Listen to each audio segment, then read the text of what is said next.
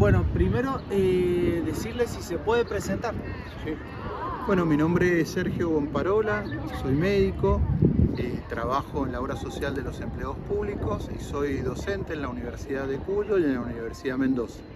En la Universidad de Mendoza soy el adjunto de la cátedra de toxicología y en la cátedra de urgencias.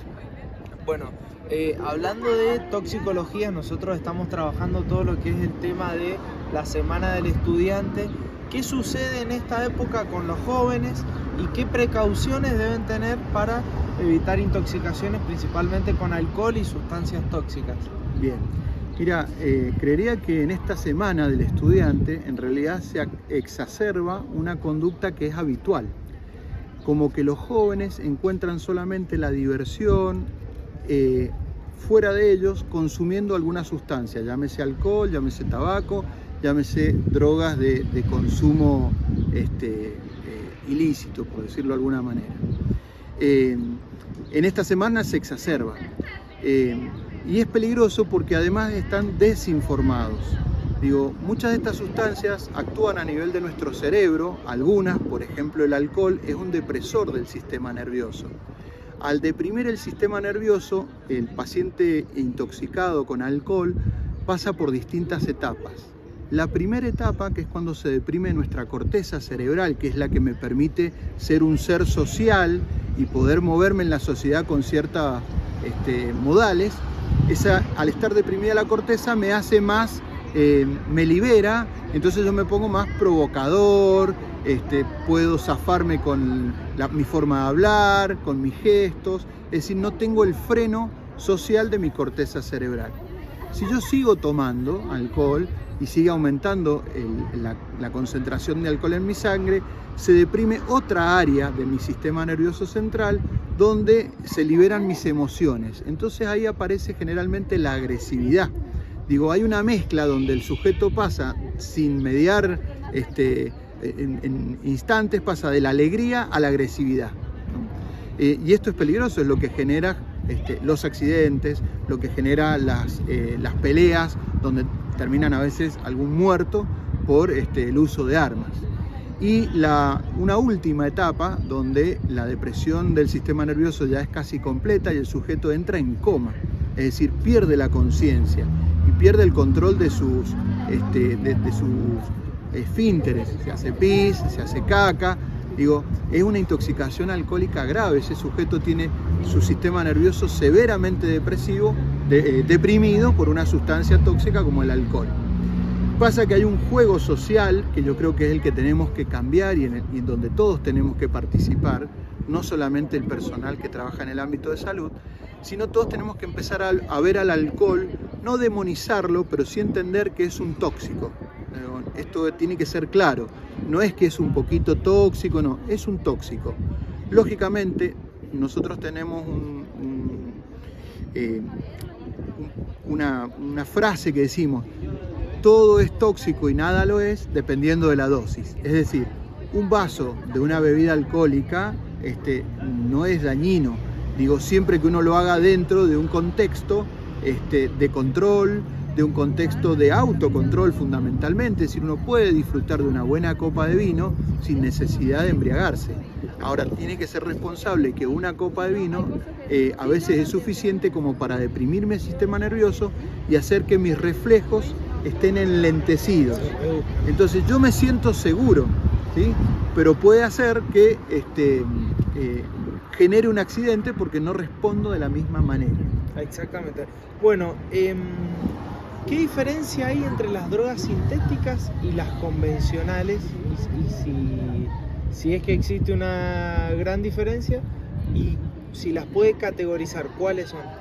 Mira, en realidad el tema de las drogas sintéticas, lo que algunas personas que se dedican a esto, lo que hacen es mejorar, esto es como un medicamento. Nosotros tenemos un medicamento, pero resulta que ese medicamento tiene muchos efectos colaterales. Yo me tomo un analgésico para el dolor de cabeza, pero resulta que ese analgésico me produce diarrea. Alguien, lamentablemente, digo, parece mentira que haya gente puesta a trabajar en esto, diseña una droga nueva, digo, que tenga más potencia en cuanto a la analgesia para el dolor y me saca los efectos colaterales. Esto es lo que buscan las personas que diseñan estas nuevas drogas. Digo, que sea más potente, más adictiva, que me garantice que este sujeto que la consume va a ser mi cliente, porque detrás de esto hay inevitablemente un comercio, no tiene nada que ver ni con la recreación, ni nada de eso. Digo, hay un comercio, alguien está ganando dinero con esto, digo, y necesita un cliente que no tenga capacidad de decidir por sí mismo. Entonces ese sujeto, que es el que está con una adicción, que está realmente que no puede controlar su conducta, se vuelve un cliente fiel. Digo, es fidelizar al cliente. Y estas drogas, digo, hoy en el mercado hay muchas de estas de diseño. Digo, que tienen los mismos efectos que las consideradas naturales, digo, pero hemos perfeccionado esto, menos efectos colaterales y más potencia en el efecto que uno busca. Bueno, en promedio, ¿cuánto dura una sustancia tóxica en la sangre? Mira, no hay un promedio generalizado, ¿no? Por ejemplo, el caso del alcohol, que te diría que es una droga socialmente aceptada, digo, y que no podemos ver el peligro que conlleva. El alcohol tiene una característica, que se metaboliza de manera, nosotros decimos que tiene un metabolismo de cinética cero, es decir, no hay forma de acelerar el metabolismo del alcohol. Si yo me tomo ahora una botella de alcohol, muchas veces están los mitos que dicen, bueno, salí a correr un poco, tomá agua, tomá Sevenat. No hay forma de acelerar el metabolismo del alcohol.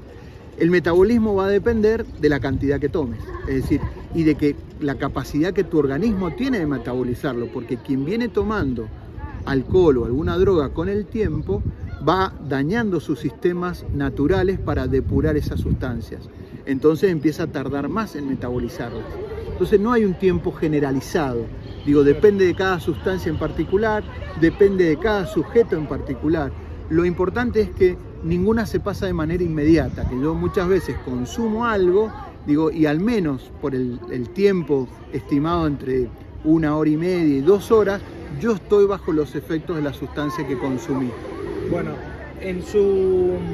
teniendo en cuenta que es un profesional de la salud y tiene una cátedra a cargo de toxicología, ¿qué se le enseña al alumno de ciencias médicas y qué recomendaciones le da a los jóvenes? Bien, desde la cátedra de toxicología nosotros tenemos 2 objetivos fundamentales. Primero, son jóvenes y que puedan tomar conciencia de lo que significan estas sustancias tóxicas y ellos se puedan convertir en referentes sociales, digo, para poder difundir entre sus pares la información. Entonces ese es un objetivo. Y el otro objetivo es formarlos como profesionales de la salud para que puedan enfrentar, esta es una realidad social que va increyendo, puedan enfrentar a estos pacientes intoxicados y los vean como pacientes. Te voy a poner un ejemplo un poco triste, pero que fue así. Digo, yo hace 25 años que soy médico y cuando empecé a ser médico, al paciente intoxicado con alcohol lo veíamos como, lo pongo entre comillas, digo, como un borrachito. Bueno, no es un borrachito, es un paciente intoxicado. Si yo lo veo simplemente como una cuestión social y con una mirada despectiva, seguramente no le voy a prestar la atención médico profesional que el sujeto necesita. Cuando yo lo empiezo a ver como un paciente que está intoxicado con una sustancia y no hago ningún juicio de valor social, solamente es un paciente, digo, probablemente ese paciente pueda recibir la atención adecuada, la que necesita según su cuadro. Entonces nosotros trabajamos de toxicología no solamente con los signos y síntomas que cada sustancia da, sino con esta mirada, digo, del profesional, de que el otro es un paciente que tiene un problema de salud, porque es un problema de salud, y que no lo puede corregir solo, necesita de alguien que lo ayude. Bueno, ¿y qué recomendación le da a los jóvenes, a aquellos chicos de entre 15 y 25 años que por ahí salen a las juntadas y no saben elegir qué consumir y terminan siempre cayendo en el alcohol? Bien, primero lo que un poco manifestaba recién así de manera superficial es los jóvenes buscan afuera de sí distintas sustancias o situaciones para ser felices. Digo, todos los seres humanos buscamos ser felices. Y la felicidad está dentro de uno. Pasa que nosotros tenemos creencias, que creemos que la felicidad la voy a construir con cosas que están fuera de mí. Entonces empiezo a ir detrás del consumo ¿no? De un teléfono, el consumo de una marca de ropa, el consumo de determinadas cosas que me van a poner en una situación social de felicidad. Pero resulta que no encuentro la felicidad y entonces aparecen otras sustancias o otras cosas que me pueden dar felicidad, que son las sustancias. Y aparece el tabaco, que me da identidad. Digo, en mi época de adolescente, fumar te daba identidad de hombre. Y digo, y esto no es así. El cigarrillo no te da identidad de nada, nada te da. La identidad es una cosa propia, interna, que yo voy formando con mis valores, con mis virtudes, con mis características personales. Eso me da la identidad.